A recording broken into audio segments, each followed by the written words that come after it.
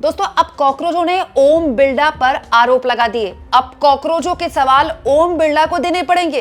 दोस्तों लोकसभा के अध्यक्ष ओम बिरला जो लगातार विपक्ष के टारगेट में रहते हैं कि आप विपक्ष के लोगों को बोलने के लिए माइक नहीं देते, जब वो बोलते हैं तो कैमरा उनके ऊपर नहीं होता, जब वो हंगामा भी करते हैं तो भी कैमरा उनके ऊपर नहीं होता, ताकि जनता को पता न चले कि आखिर विपक्ष किस चीज की मांग कर रहा है।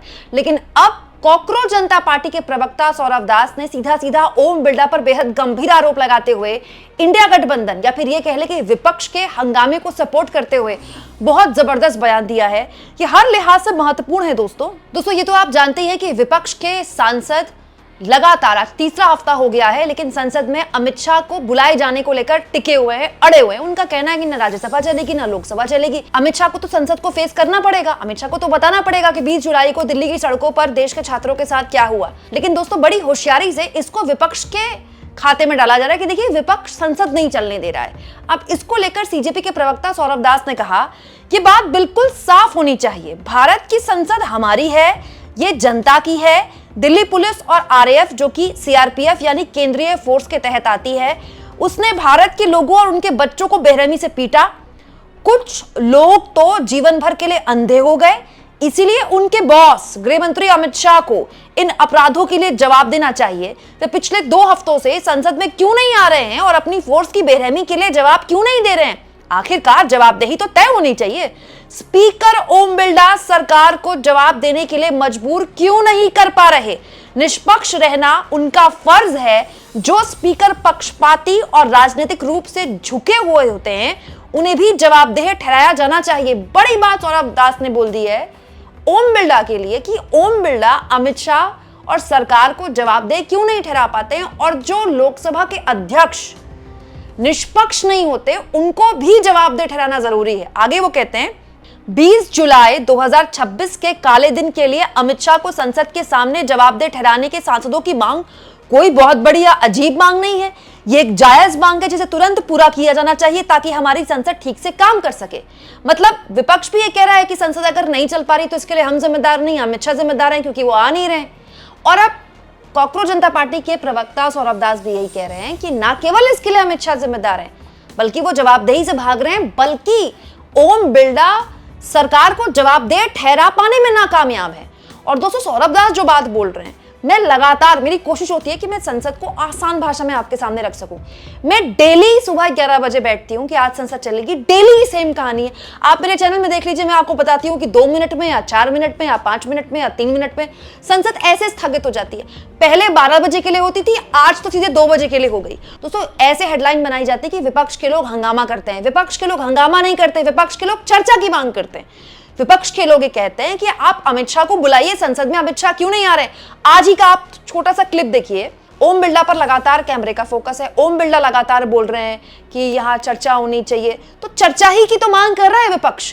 विपक्ष जो नारेबाजी कर रहा है वो दिखाया ही नहीं जा रहा है, और उसके बाद 4 मिनट के अंदर संसद को स्थगित कर दिया जाता है। जैसे ओम बिरला तो चाहते हैं बहस हो जाए, सरकार तो चाहती है बहस हो जाए, लेकिन ये विपक्ष वाले हैं कि हंगामा किए जा रहे हैं। मैं पुनः निवेदन करना चाहता हूं कि आप प्रश्नकाल चलाना चाहते हैं, मैं सबको पर्याप्त समय पर्याप्त अवसर दूंगा। चलिए माननीय सदन की कार्रवाई आज 2 बजे तक के लिए स्थगित की जाती है।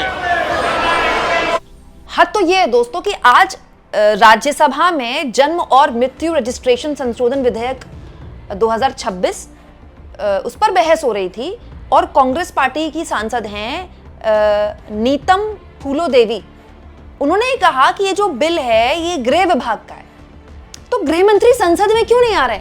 जैसे ही उन्होंने गृह मंत्री का नाम लिया, आप देखेंगे श्री हरिवंश जो कि डिप्टी चेयरमैन है, वो ऐसे बिफर उठे जैसे पता नहीं किसका नाम ले लिया हो। ये बिल गृह विभाग का है। निश्चित तौर पर एक आदिवासी बेटी छत्तीसगढ़ की कहना चाहेगी कि गृह मंत्री कहाँ है? गृह मंत्री गृह विभाग का है। निश्चित तौर पर अध्यक्ष महोदय, मैं इस बिल पर बात करूंगी। 240 के तहत निश्चित तौर पर अध्यक्ष महोदय। दोस्तों ये राज्यसभा में भी चल रहा है, लोकसभा में भी चल रहा है। आज तो हद ही हो गई।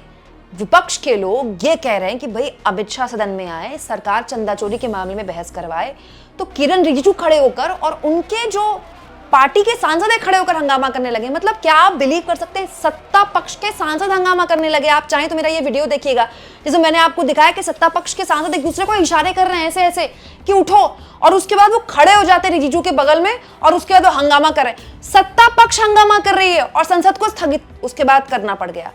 मतलब ये कितनी अजीब बात है कि ना तो अमित शाह संसद में आ रहे हैं, ना ही अमित शाह का जिक्र बर्दाश्त किया जाता है। चेयर पे जो भी बैठता होता है, चाहे राज्यसभा में हो चाहे लोकसभा में हो, जैसे ही अमित शाह का नाम आता है संसद स्थगित कर दी जाती है।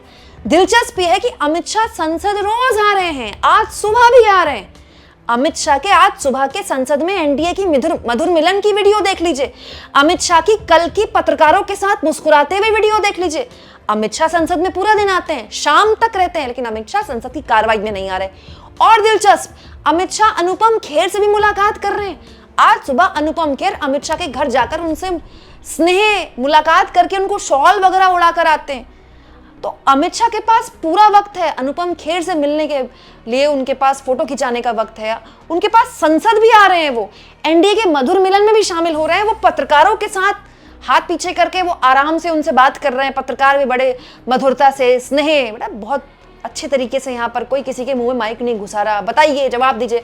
वो सारी टेक्निक तो विपक्ष के नेताओं के साथ ही होती है ना। लेकिन एक काम नहीं हो रहा, अमित शाह संसद में नहीं आ रहे, अमित शाह संसद में नहीं आ रहे, उनका जिक्र भी नहीं होने दिया जा रहा है। ये बात अब तक विपक्ष बोल रहा था और अब सीजेपी ने बोल दी है। तो पॉइंट ये है कि ये जो नैरेटिव बनाया जा रहा है कि संसद नहीं चल पा रही क्योंकि विपक्ष ने चलने नहीं दे रहा, तो सीजेपी ने उसको एक तरह से ऑथेंटिकेट कर दिया कि अगर सांसद ये मांग कर रहे हैं कि अमित शाह को संसद में आकर जवाब देना चाहिए, तो इसमें कुछ भी गलत नहीं है, कुछ भी नाजायज नहीं है। 20 जुलाई को पैलेट गन चली है ना, सुप्रीम कोर्ट तक मामला चला गया। अब तो क्या अमित शाह को बताना नहीं चाहिए? मतलब अमित शाह नहीं आ रहे हैं और उनके हिस्से का जवाब जितेंद्र सिंह दे रहे हैं। Can you believe that? Amit Shah जैसे मजबूत गृह मंत्री के हिस्से का जवाब जितेंद्र सिंह दे रहे हैं कि नहीं, वो तो मैजिस्ट्रेट तय करता है। दूसरी बात, ये बार बार स्पष्ट किया गया कि गोली चली ही नहीं,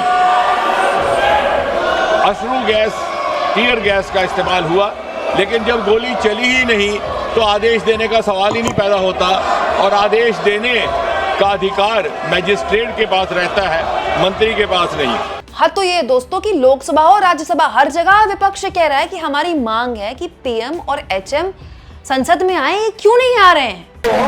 मेरी एक ही विनती है, ये जो गड़बड़ी हो रही हाउस में, हाउस जो नहीं चल रहा है, इस हाउस को चलाने के लिए एक ही उपाय है कि प्रधानमंत्री और होम मिनिस्टर आकर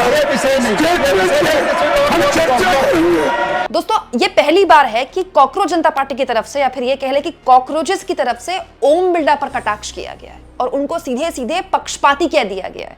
ये बात अब तक विपक्ष वाले कहते थे और सत्ता पक्ष वाले जो होते थे वो ओम बिरला को एक तरह से कवर करते थे, उनको उनकी तारीफ करते थे। ओम बिरला के खिलाफ अविश्वास प्रस्ताव भी आ चुका है, वो पास नहीं हो पाया, लेकिन बहस हुई। उस बहस में खूब बात हुई, हर व्यक्ति ने अपनी बात रखी।